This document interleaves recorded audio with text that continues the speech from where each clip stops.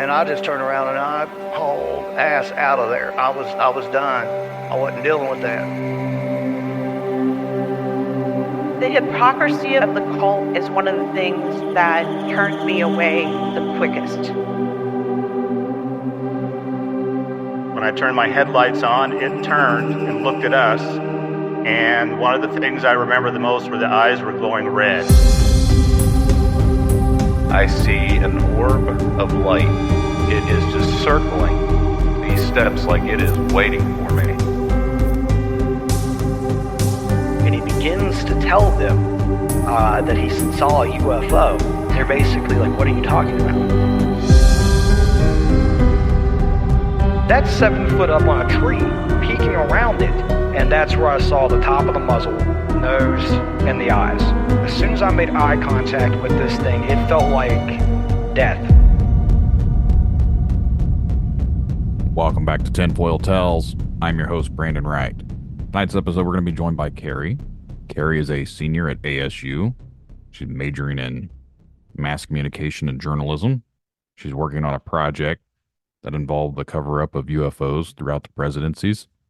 She reached out to me because she needed to talk to someone for part of her thesis. And I said I would try and help her out the best I can. So tonight's episode is going to be a little bit about what she's been researching and a little bit about Skinwalker Ranch. But before we bring Kari on, if you've ever had an experience and you'd like to be on an episode of Tinfoil Tells, there's two things you can do. You can either send an email to tinfoiltellspodcast@gmail.com, or you can go to tinfoiltells.com. You can go to the contact section there. Both ways works. Get your message to me, and we'll get you scheduled for a future episode. If you'd like to help the podcast out, please share it around.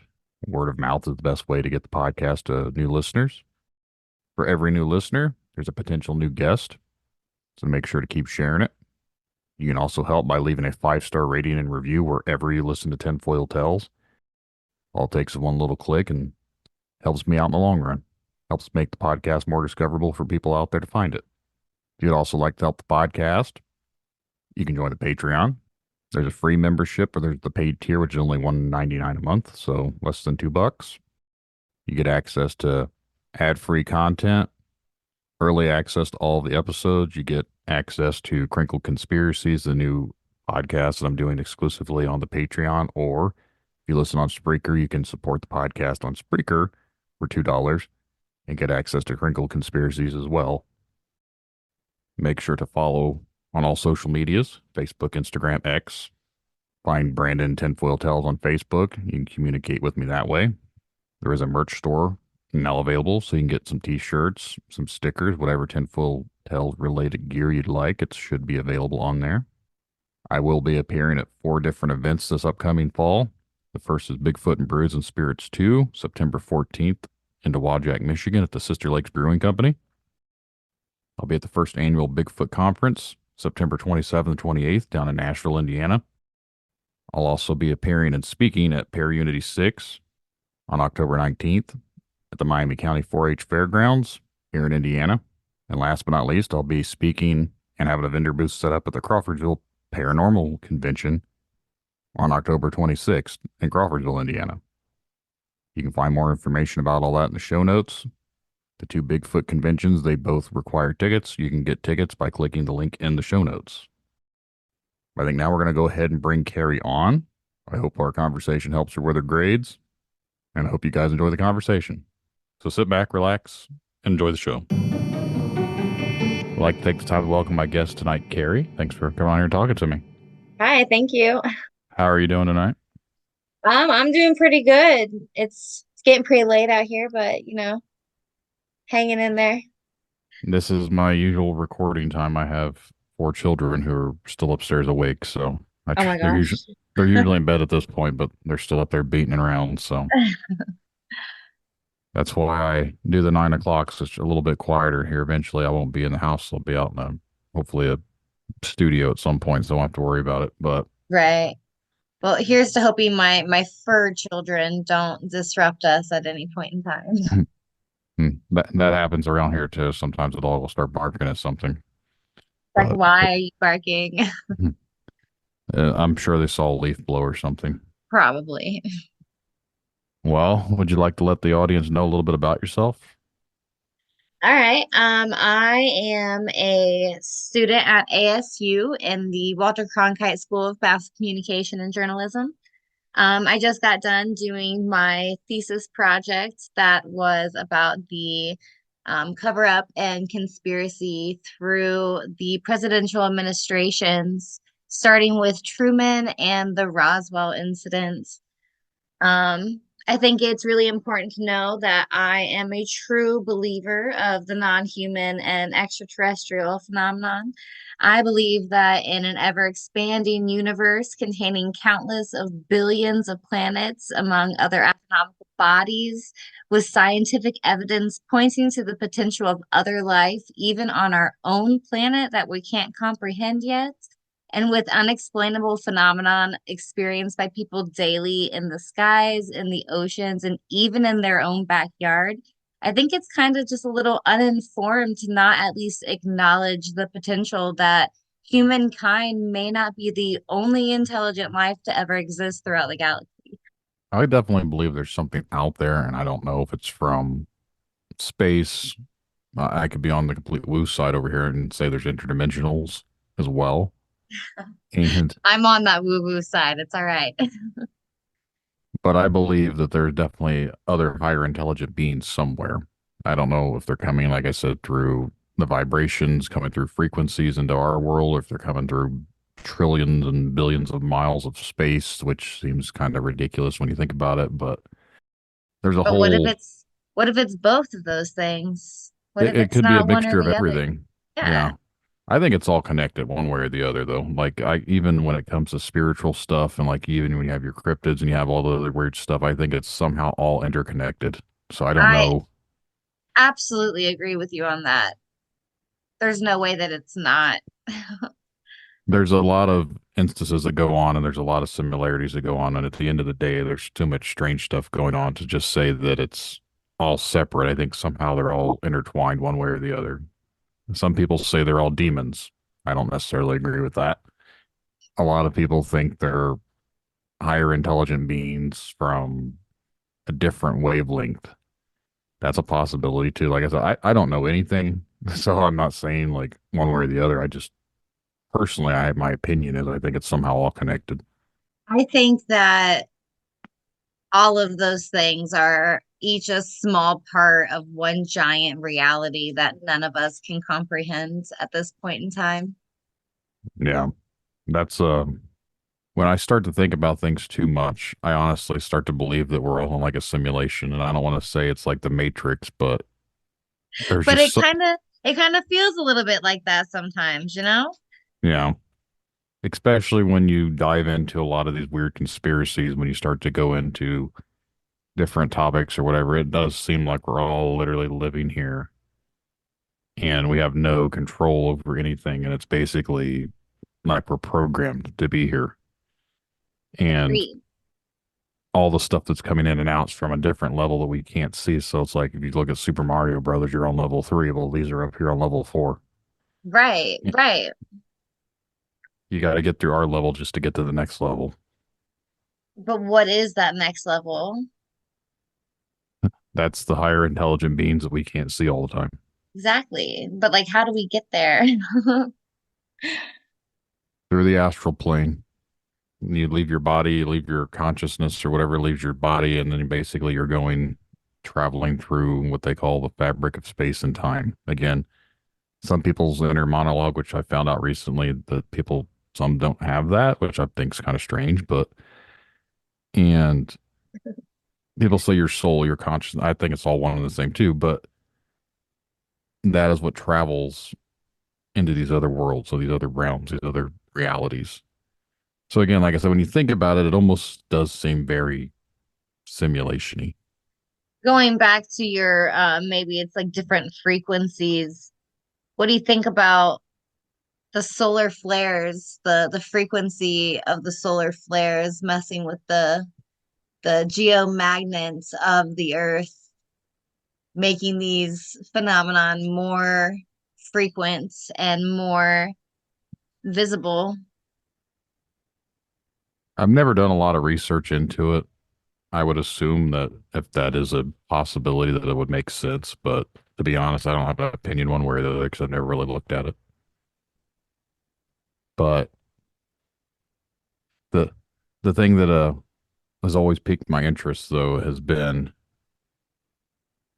you do find a lot of strange activity in areas of high energy, and if you put it down, I don't know what I don't want to say a map, but basically, if you put down a map and you overlay it with like missing people, you overlay that one with like Bigfoot sightings, you overlay that with like UFO sightings, like somehow they're all almost in the same area, and a lot of these areas are all around cave systems, they're all around national parks, Right, exactly. and they're also the areas of very high energy.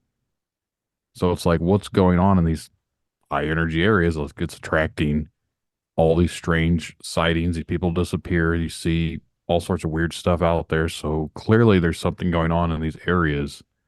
And then conveniently, we've made them national parks. They're off limits to people. You have to go in there and they have to know you're in there. You know what I mean? Like it's not just public to where you can just always be out there. They're always controlled by the government. Yeah, absolutely. But, anyways, you mentioned with your thing for school about how you researched into the cover-ups for the UFOs. Is that something you want to dive into? I'm sure my listeners would like to hear that. Yeah, so I did an entire a weekly blog about the cover up through the Truman administration. I am going to be jumping into the Eisenhower post of it next, which is kind of exciting. I dove into exactly what happened during Roswell and why the um, official report changed as many times as it did.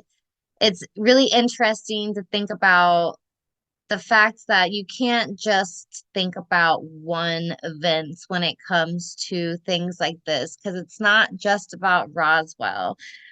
When you think about Roswell, you have to think about these special programs that came out of it, like Project Sign that changed into Project Grudge, that changed into Project Blue Book, and when you go down the Project Blue Book rabbit hole, you end up looking at the Majestic 12 and the Mirage Men and Richard Doty. And it's like, how is there still the same continuous thread all the way from 1947 that just like doesn't seem to want to go away? It stays completely unexplained no matter how many things you look at, no matter how many people will tell you that they have the right answer, there's still more questions. It's just kind of crazy. Um, Even all the way up to when David Grush did his whole thing last year before, even he brought Roswell up into it, talking about how we still don't understand it. And it's like, yeah, you're right. We still don't understand it, but why? Why this long later do we still not have any kind of solid answers? No, there's been a lot of cover-ups from the originality of UFOs. One of my recent episodes that just came out was called "The Truth About Flying Saucers," and basically that whole term had been around for a long time because that's what they used to call clay pigeons when they were doing the shootings and everything, as far as like launching them in the air and shooting at them. They call them flying saucers. Well, when Kenneth Arnold had his sighting, he said it's the way it was flying was like its saucer would skip across the water. Well, that's how the whole term got misconstrued into flying saucers. So the Right. origin, so the original thing wasn't even what he described. I've said it looked like a bat wing, like the Batman battering or whatever you want to call it. The way it was shaped was almost, Boomerang. yeah, it was like crescent moon shaped, Yeah. and the public blew up with the whole UFO phenomena and called them flying saucers. So literally everything UFO related became the standard disc shaped UFO, when in actuality, that's not even what was originally described. It makes it really easy for them to make a cover up, when people are already hooked on to a saucer. They're like, yeah, you think it's a saucer, let's push that. Let's make sure that's what you think. Let's put that into your head. Let's put that into the media so that that's what you believe. And Keeps then the truth out of sight. it's easy to control the narrative, basically. Exactly. And it's easy to input false information, let it breed. And then basically you have these people who are out here talking about, oh, I saw this, I saw this, I saw this, when they're actually over here doing the real stuff. And the stuff that they're saying they're seeing, they're just saying these people are crazy. They can write it off. Oh, there's no UFOs. They're not really lying at that point because they're not talking about the stuff the military is actually doing. So they're not denying their own doing. They're just saying whatever these people are seeing is not really UFOs because technically they're not flying saucers. You know what I mean? So it's not like the government's in quote unquote lying in that rate. Like their cover up is it was already mistaken for misidentification and ran with it as flying saucers. So when people say they saw flying saucers, when the government's saying there's no flying saucers, they're not lying at that point because there is no flying saucers. Exactly. It's kind of like how, again, with Grush, how carefully he chose his words during that congressional hearing. When he refused to say alien, he refused to say extraterrestrial. He just continually kept repeating non-human intelligence. Because to say alien, to say extraterrestrial is putting it outside of Earth. That's where the whole, and I forget what her name was, but she was one of the Congress people that was involved in it too. She mentioned interdimensional, which I thought Exactly. was, I was like, of all things to say, I was like, interdimensional has been a hot topic here in the last few years, especially with podcasting. Everyone jumped on that bandwagon. And now Congress mentions interdimensional. So it's like, hmm. It's So they're funny not, how when you look back at things after you learn truths, you look back and it's like, wow, they really did kind of just put it in your face. Is that what they do with, is that what they're doing when they bring interdimensional up outside of that hearing for, months, years, and then randomly they're like interdimensional. the funny thing is, like, dimensions have been around. Obviously, I think it was Einstein or whatever. It's like his theories says there's different dimensions mathematically. I don't know if they've ever proved that there are or aren't, but mathematically, there's formulas that say there's different dimensions. But showing my age here, the old Ninja Turtles cartoon in comics or whatever, they had Dimension X, which would be the 10th dimension, and that's where all like Ring and the Predator and all those things came from was Dimension X. So that was a different dimension. So that was back in the 80s. So it's not anything new. It's Right. just became popular all of a sudden to throw interdimensional at everything to see what sticks to it. But maybe more people are waking up to that fact. So that's why it's more accepted these days because a lot of people think cryptids, which I tend to agree that way too. Like they could be interdimensional UFOs, they could be interdimensional aliens. Maybe they're not from space or from, like we talked about earlier, they're interdimensional. Even ghosts, spirits, whatever. What if they're just Interdimensional. something on, there's something on a different plane that we don't see and they just bleed into our world every now and then, which again would be a different realm, a different dimension, a different, not world, but like something we just can't see. So we can only see in certain spectrums anyways. Right.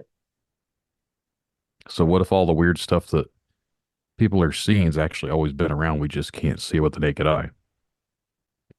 And again, I go back to all of the solar flares disrupting the frequency of the magnetosphere, literally changing the frequency at which the Earth is living right now, making all of this stuff more visible,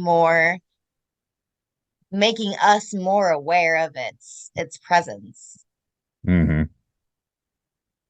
Now, what about these cover-ups that you kind of go into that you want to talk about? Because I know it's strange. Like the Roswell thing started right after World War II, and without getting on Google as I'm talking, so I don't like doing that. But basically, around that time frame is when Project Paperclip was going on, which is when they brought over all of the Germans, All the Nazi scientists. scientists Yeah, and paid them to be our scientists instead. yeah, they and then Warner von Braun or whatever his name was started NASA, and all sorts of stuff obviously goes into that.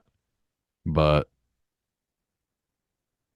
what were they really doing? Because I'm trying to actually do an episode, trying to find someone to talk to about what the Nazis were up to because they were looking for a lot of these lost technologies. They were searching for like the Ark of the Covenant and other things like other relics from ancient technologies or whatever. But they also had some weird stuff that they were building, like the Nazi Bell, which was supposedly an anti-gravity device. Shaped I don't like a know. saucer. Yeah, it was almost the way they had it set up. It was in the shape of a bell, sort of like, but it was a rounded type thing. And they did have flying discs too. They just never managed to get them to work correctly, supposedly. But if that's all the stuff that they were screwing around with in the 30s and 40s, who's to say what really came from all that? If they have these scientists working for them now, who's to say what really happened after that? So I So, never really went down the Project Paperclip of it. I got more interested into the Nazis in Antarctica hmm aspect of after World War II. And I'm pretty sure all of that is very much conspiracy theory. I want to believe in Hollow Earth. I want to believe that Atlanteans are hiding up inside of Antarctica with the Nazis because I think that it's a fun story, but I don't know if I can 100% get on board with that one. I think that one's just a fun story. But the Project Paperclip of it, I never really got into that one yet. there is a reason that no one can go to Antarctica. Yes, I know. Everything about Antarctica is so weird. And like you have the reports of like the medical people that can't fly over a certain spot and have to like go all the way around. And then the one guys that did, and it was a giant hole. And They you have claim the Admiral Byrd of it all. there is a lot of stuff that says it depends on, again, if you people that are flat earthers think that's where the dome meets, Yeah, like the firmament. right. And I'm not really a flat earther, but at the same time, like when you go down that rabbit hole, you start to question things too. So I try not to go down too many to where it makes me My start. my wife gets real mad at me sometimes because I end up down that flat earth rabbit hole and like I know I understand science. I understand that there is absolutely no scientific evidence that like we it's not possible. It's not possible for the earth to be flat, just like it's not possible for any of the other planets to be flat. But like is it just as possible for any of the planets to be flat as it is for us to be living in a simulation? I don't know, you know? Sometimes it gets a little crazy in there. Yeah.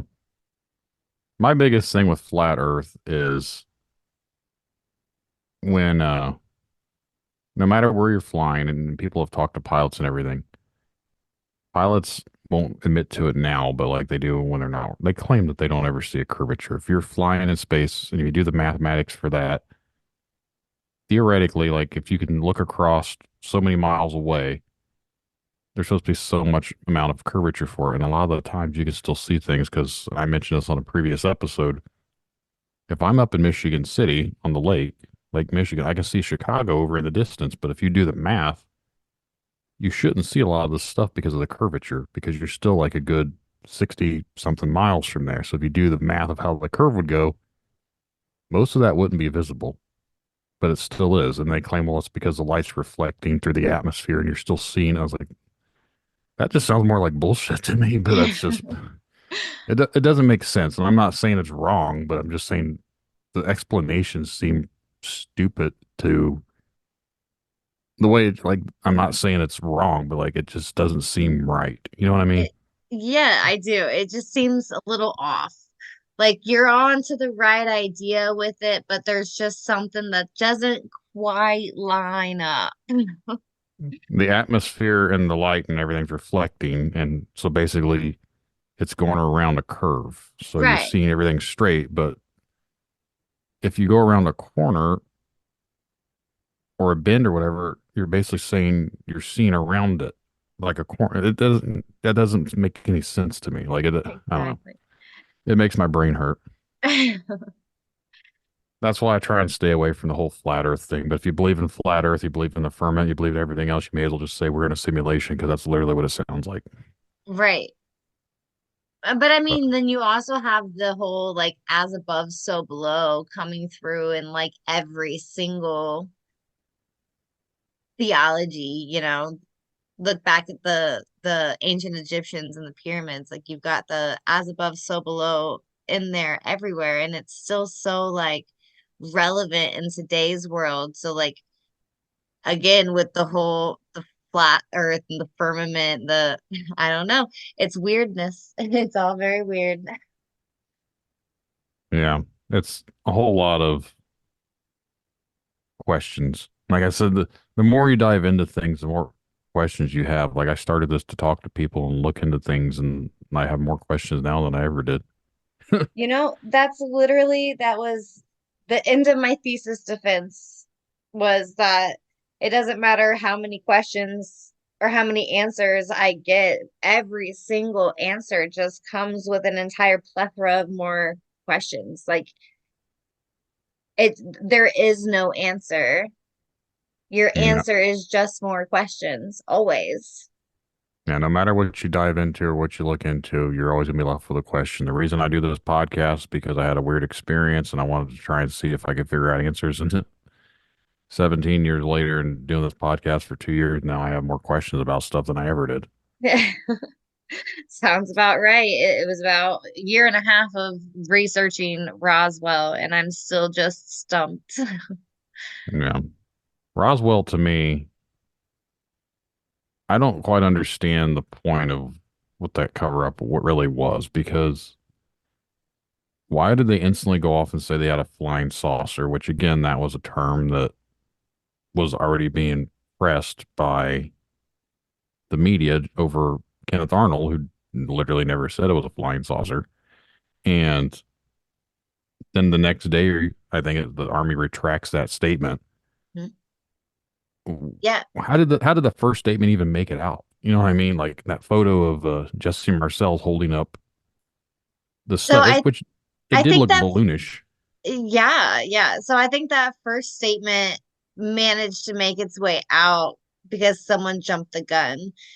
Marcel talked to Hot, I believe, who talked to oh, I can't remember the other guy's name, but like it was just like a game of telephone. Like one tells the other one, tells the other one, tells the other one. But like there's also the whole thought that was that initial article that came out, that initial announcement that came out, a cover up in and of itself, because like part of the conspiracy goes that Roswell wasn't the actual crash, that Roswell was like planted there for Brazel to find specifically to pull away interest from an actual crash that had happened a couple of miles away, that was heavily guarded and heavily like hmm, can't think of a word, but it they kept that site completely under wraps by using Brazel's site as a distraction. Yeah. They So always, was using the term saucer in that first release, again, a distraction in itself. I think it was kind of, I don't know what, I don't necessarily believe it was a weather balloon, but I think it was something that they weren't supposed to know about. and they quickly turned it to weather balloon. I think they're up to no good anyways, doing some other sneaky stuff that they typically do. Usually, yeah. And flying saucer got leaked, they retracted it, and then when that became even more popular, they're like, all right, let that feed, let that just keep simmering as flying saucer because we don't want them to really know what we were really doing. Exactly. They use the misinformation from flying saucer to cover up a lot of the stuff that they've done. So whatever it is that crashed, was it really something from space with bodies, or is it some secret government ship that they were dicking around with and it crashed? And it came out saying, "Oh, UFO." I don't think it's a UFO because then we can keep on doing what we're doing, and they'll never think it's us. They're going to think it's aliens. There's also that. Yeah. That's the whole Project Mogul of it. Hmm. I think a lot of the UFO stuff that we see, about a good 90 something percent, I would say, are probably some sort of military aircraft. A lot of people see these weird things in the sky and everything else. It doesn't mean it's from space. It could literally be. How long did they see these triangles flying around? Yeah. Years. Yeah. The stealth bomber is pretty triangular. I'm not saying that's what it was, but the stealth bomber's been around and known for a long time. But what do you think has evolved since then? Because that's like one of the last big secret airplanes they had. Oh, the stealth bombers. What do you think happened? They didn't just stop making things. So Right. maybe these triangular craft are the new evolution of the stealths that we don't even know about. It doesn't mean they're from outer space. They're just secret government ships that they do that we don't know about. That's just my more level-headed skepticism, I guess. No, I mean, it makes sense. Like that, a lot of these things have come out to be military projects. But the ones that haven't are the ones that keep at least me interested. It's they can release every Freedom of Information Act report that they want. I believe the number is at like 96% or something like that they release. But it's that 4% that they don't that keeps me curious. Yeah. It's that 7% that Blue Book couldn't identify that keeps me curious. I've always wondered about Blue Book, how honest they really were. But Blue Book was garbage. Blue Book yeah, was they came out and well, I mean not came out and said, but basically in the Freedom of Information Act reports and the documents, they Blue Book was there specifically to give people an answer. It was not there to do science. Project Sign before Blue Book was there to do the science, and Project Sign they wanted to know what was actually happening. Project Blue Book was literally there just to appease the people and give them an answer that the military would allow. I feel like with Blue Book and anything that was really used to investigate UFOs was never taken seriously, just because I think they knew a lot of it, again, was probably just made up crap. Or, Well, Project Sign was taken very seriously. And in Project Sign, they found a lot of stuff that they did not understand and that they kind of got scared of. And it was kind of the fear that Project Sign gave them that they started to push the topic as a fringe topic so that they could, like you said earlier, control the people. It was during Project Sign that there was a classified document called the Estimate of the Situation that came out during Project Sign. It was in 1948. Um, that they basically said that they were scared of this, that it was making them nervous. It was several scientists that were on this estimate of the situation. Um, And then yeah, they changed the name from Project Sign to Project Grudge, and at that point in time started doing the work to discredit anybody that talked about it. I think that's when you started having your weird, I don't want to like write off the abductions or anything like that, but I think it was around that time frame you started getting your cattle mutilations, your alien abductions, and all this other stuff. And I think they were using that too as part of a control narrative, just to try and Agreed. just to try and like disseminate false information out there to the masses because they want to use whatever's actually going on. They're putting in fake intel to these people, So which that's like, you know, Richard Doty, right?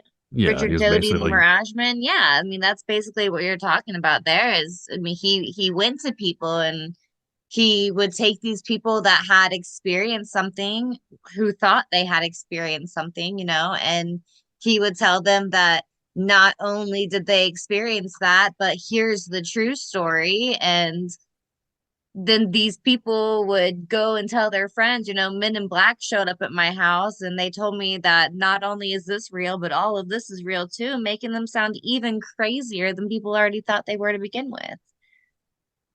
it's because again, like I said, they want to like you may have had an experience and it may have been a real thing, but they're going to come out there and feed you more crap because they want to discredit you. So the more craziness they tell you, the more you spread it around and the more it makes you look bad and it discredits everyone else is connected to it.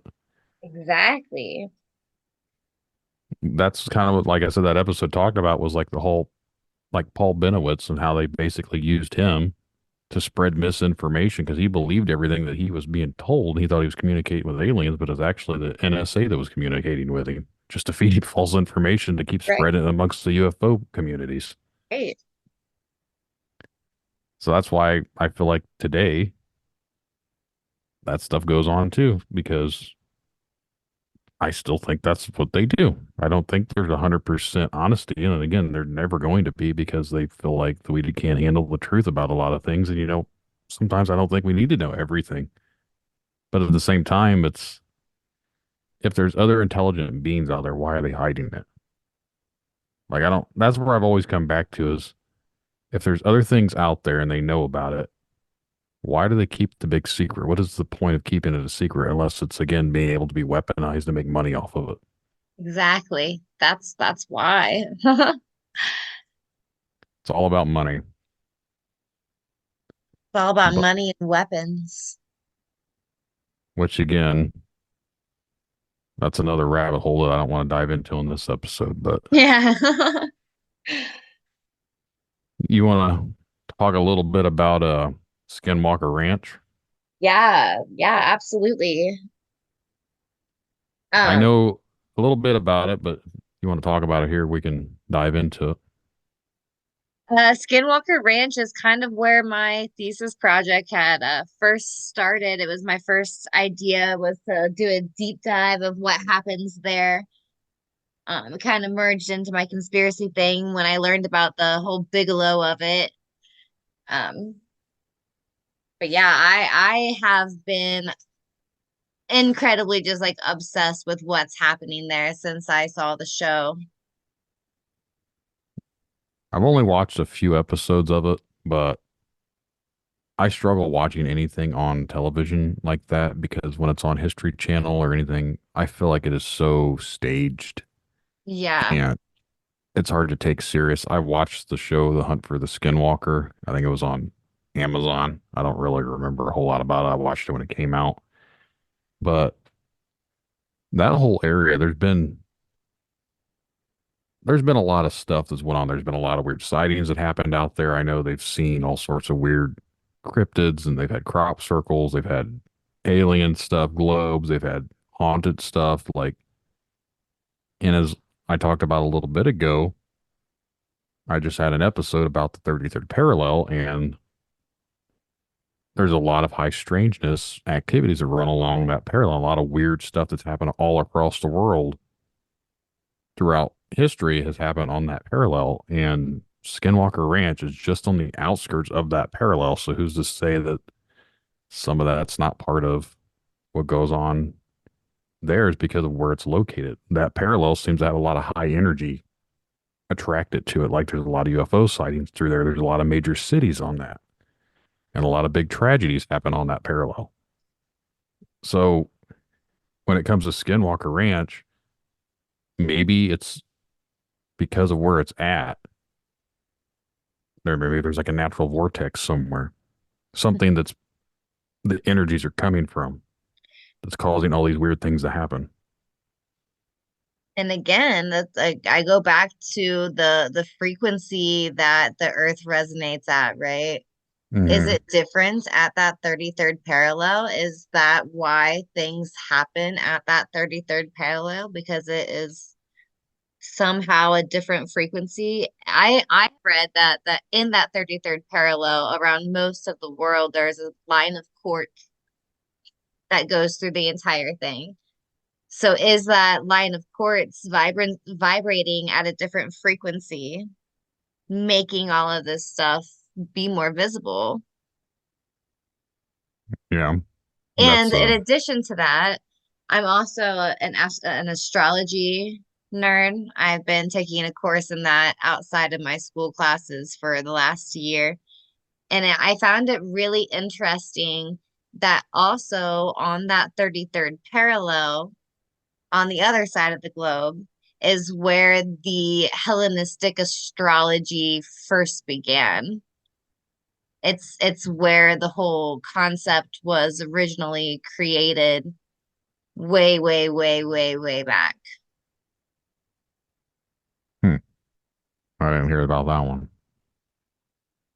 I know religious stuff, which again, I'm not a religious type of person, but when I was interviewing the guy from the Awakening podcast, he's the one who talks about the 33rd parallel. He mentioned I forget the mountain, what it was, but it's on the 33rd parallel. It's supposedly where the fallen angels are kicked out. The 33% of the fallen angels got kicked out of heaven down there. And that's the same area where Jesus was born. And it's the same area where he was crucified. Like there's all sorts of weird stuff and all falls along that for religious aspects.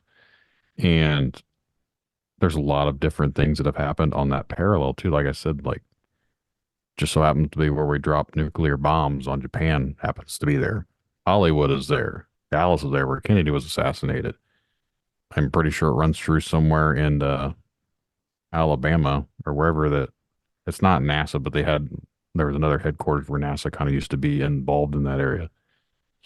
There's just so many different things, like the Middle East, like some places in Iraq, and then there's I think even parts of Israel are in it.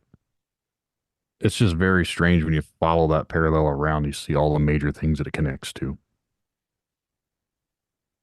This Why? might be a topic for my next blog. You're making me really think a lot here. It's definitely something worth checking out. I can my episode with him won't come out for a while, but I can he's been on other podcasts. I can send you a link to something off air where you can listen to what he's talked about because Uh, yes, please. I've definitely done my research into the 33rd parallel, but I've looked more into it in the astrological sense, in the Skinwalker Ranch sense, in the I don't know if you've ever heard of the Kentucky Goblins. I believe it was an Amazon Prime documentary, again on the 33rd parallel. So like I've heard all of that, but I did not realize the Hiroshima of it. I did not realize the JFK assassination of it. I didn't realize like the Christian religious aspect of it. Definitely no. some things I want to look into. The 33rd is the Freemasons, like the 33rd level of the Freemasons. During World War II, Roosevelt would have been technically he served a third term, so he would have been the 33rd president. But if you want to go and not count him, the next president would have been I don't remember I forget who it was right after Roosevelt, but that's when the whole Roswell and UFO thing happened during the 33rd president. Hmm. He didn't point that out, but I was thinking because Roosevelt was the 32nd president. Well, Roswell and all the UFO stuff happened in 1947. That would have been right after Roosevelt died, so they'd had whoever took over for Roosevelt as the president. So the 33rd president would have been when all this UFO stuff started happening. That's really interesting. I might throw that at him here because I kind of thought about that after we recorded. I was like, we talked about Roosevelt. I was like, but I didn't mention the whole UFO thing afterwards. Yeah. So, but no, back to Skinwalker Ranch. I always thought it was strange that Robert Bigelow bought it, owned it for about 10 years. And they clearly were doing something because if you know him, he's Mr. Aerospace or whatever, always looking for. I don't know if he's like a legit dude that wants to find because he believes, or if he's just trying to be a billionaire and spend his money on stuff that can make him more money.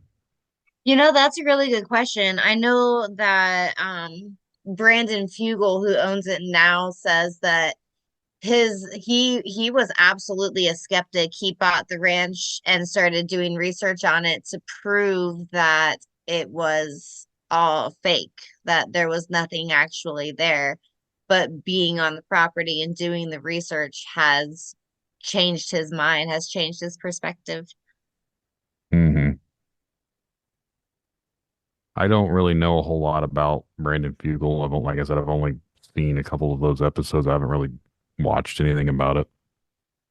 But Robert Bigelow, he's been involved in a lot of different things. And I've always felt like he was someone, he doesn't need the government, but I feel like he works with the government. You know what I mean? So it's hard to trust any of them when it's all said and done. And when it comes on television shows, I don't really trust what they're going to show you on television either because they're not going to really disclose anything major on a TV show. They've all got their rules and regulations and they all have to answer to somebody. While I absolutely agree with you on that, and I don't think that we'll ever actually see like the really crazy stuff that they see, they do all like I said, I watch the show and I watch the show like a lot. Like I've watched each episode way too many times, kind of a lot. But they all kind of have a tell. And it's Eric Bard's tell is quite clear. And like when it's something that I think, in my opinion, anyway, this is all just like in my head, right? When it's something that's not real, when it's something that is like in there for the Hollywood effect, Eric Bard has a tell. He kind of gives this like sigh and this eye roll and this head shake, like here we go again. But he also has a tell in the opposite direction where something actually scares him, where it actually freaks him out a little bit. And at that point in time, is it still the Hollywood effect? And he didn't know that it was coming and it just kind of scared him a little bit because he didn't know it was going to happen? Or is he actually seeing something and that's a natural reaction to him being frightened? Yeah. It's hard to it's hard to really know. Like I said, without ever being around these people to really get an idea of what you're seeing and what they're not and what they're doing. And for me, like I said, with it being on television, it's hard to take serious. But I don't doubt that they're not experiencing weird stuff going on out there because there's been weird stuff going on out there for years before it was ever owned by Bigelow. That's why he bought it. Right. So I definitely agree that there's something going on out there, but I don't know if it's anything that we'll ever know about other than what they tell us on the show and what they write about. Because I think then they used to say there was like a large canine thing that used to patrol out there too. They'd see like the hellhound or whatever they wanted to call it. It was almost like a really large black wolf looking dog thing. I mean, I think that's the skinwalkers, Hmm. according to like native traditions, native I want to say religions. I don't think that's the word I'm looking for here. It But was a according, Navajo thing. yeah, it was something to do with the Navajo and the Utes pact or something, but their medicine people, I believe, would turn Hmm. into these skinwalkers and kind of just go destroy things if I am understanding the story correctly. Yeah, I think they had to kill a family member or something like they weren't good people, basically. They Yeah, were at no. least like a witch doctor or whatever you want, like the medicine people, but they had to go and commit like murder of a family member, I think, in order to be able to take the shape of something else. Right. Then they had to kill whatever shape they were trying to take. Again, I'm not trying to say I believe in any of that stuff or don't best believe any of it. That's just the lore of it. Who really knows at this point? If someone can take shapes of different things, and I feel like that would be weaponized too. And maybe that's why they're out there. Agreed. Well, if there's anything else you want to touch base on, we can, or if you want, we can wrap this up. I know it's getting late. I think I'm good if you're good. Yeah, I'm good. My mouse isn't working, so that's not good, but it died on me. But yeah, I appreciate you coming on and talking with me. Yeah, absolutely. Thank you for having me. Yeah, it's not a problem. Hopefully you can use this for your school and get you a passing grade. Yeah, fingers crossed. Well, again, appreciate you coming on and talking with me and I hope you have a good night. And I want to say to everyone listening, thanks for listening. And I'll catch you on the next one. Thank you.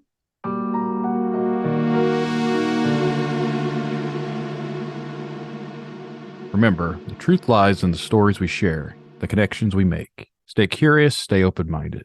Thank you all for joining us on this journey. And until next time, keep questioning, keep seeking, and keep exploring the unknown. Good night, everyone.